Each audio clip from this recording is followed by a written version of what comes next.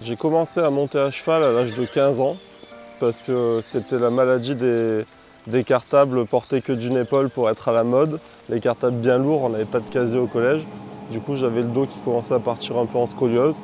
Et le médecin m'a dit il faut vraiment faire quelque chose, une activité. Et c'est vrai que j'avais envie de ce sport-là, de ce contact avec l'animal. Après avoir passé le monitorat, j'ai travaillé sur la Côte d'Azur, ensuite en Guyane. Et quand je suis revenu, j'ai commencé à me dire qu'il fallait me mettre à mon compte. J'avais envie de faire les choses comme moi je les pensais bien, à ma manière. Le métier a évolué de différentes manières, mais avec une vraie prise en compte ces dernières années des besoins fondamentaux des chevaux. Le bien-être animal concernant le cheval, il s'appuie sur 3 piliers qu'on appelle les 3 F. Donc on va être sur food, donc la nourriture. Le deuxième F, ça va être friend, donc les amis. Et le troisième, c'est freedom, donc la liberté.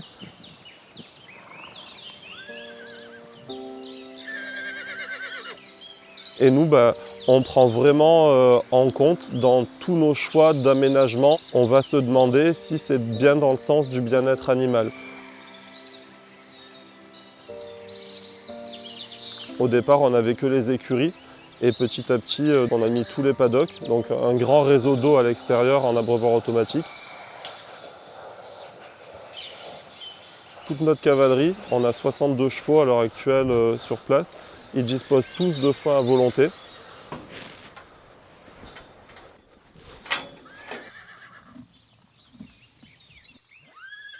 Grâce aux abris, nos chevaux sont la plupart du temps en extérieur.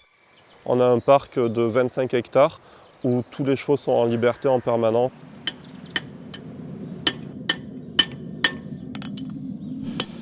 Tous mes chevaux poneys sont suivis par un maréchal qui vient tous les 15 jours.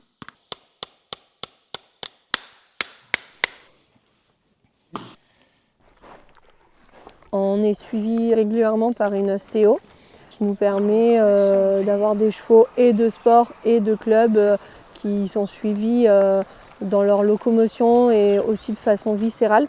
Donc ça c'est vraiment un grand confort et une grande chose pour eux. Je fais voir aussi mes juments gestantes avant la mise bas et après.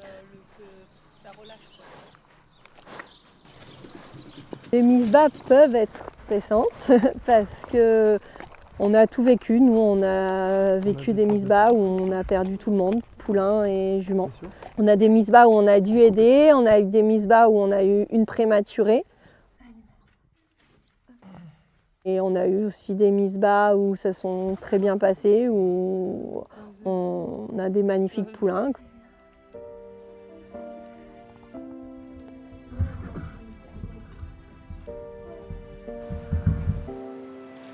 C'était une structure équestre à l'abandon.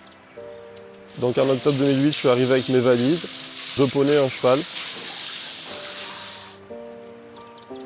Donc il y a eu un vrai développement, ce qui m'a permis à la fois d'améliorer le centre équestre, à la fois d'acquérir des chevaux.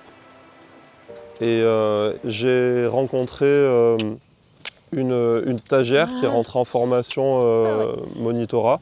Super. Finalement, elle n'est jamais repartie. Donc c'est Amélie et c'est devenu ma compagne, la maman de ma fille. Place au doute. Voilà, tu laisses les épaules devant les hanches. Travailler en couple dans le cheval, c'est quand même un vrai atout parce que on est toujours en train de faire des sacrifices et des compromis. Et le centre équestre passe toujours avant notre vie privée, avant nos besoins. Et du coup, c'est vrai qu'on a tendance à comprendre mieux les problèmes quand on est tous les deux du métier. C'est particulier, mais je pense que dans nos métiers, c'est fondamental.